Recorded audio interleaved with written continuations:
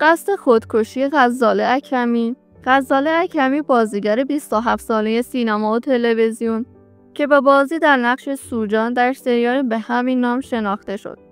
سلام دوستان، به کانال ستاره نما خوش اومدین. امیدوارم حال دلتون خوب باشه.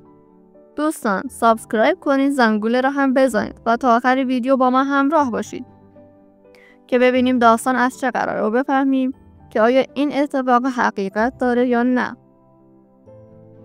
غزاله اکرمی به تازگی از تجربه تلخ در دنیای سینما پرده برداشت و در صفحه اینستاگرام خود از اتفاقی که از سوی یکی از تهیه کنندگان سینما برایش رخ داده بود پرده برداشته و گفت اگه خدا نبود من زنده نمی‌ماندم. این بازیگر مدتی بود که با انتشار استوری‌های ناراحت کننده و تلخ در صفحه شخصی خود حال و احوال ناخوشایندش را با مخاطبانش به اشتراک می‌گذاشت.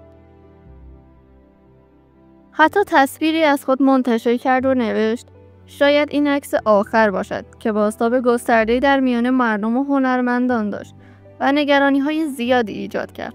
در تازه‌ترین استوری‌های خود غزاله اکرمی توضیح داد که این تجربه تلخ او را تا حدی تحت تاثیر قرار داده که ادامه فعالیت حرفه‌ای برایش دشوار شده و افزود خدا دوستم داشت. امیدوارم برای هیچ بازیگر و هنرمند زن این اتفاق دیگر نیفتد.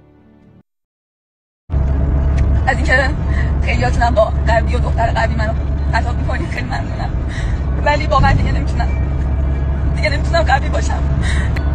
حس میکنم که خیلی بیشتر از سنم تا اینجا تحمل کردم و فکر میکنم دیگر نمیتوانم به کارم ادامه بدم تا جایی که حس کردم نمیتوانم با وجود چنین آدمایی زندگی کنم و نمیمانم. دوستان عزیز، نظر شما برای ما خیلی مهمه. لطفاً توی کامنت ها بگین که آخر این ماجرا چی باید پیش بیاد.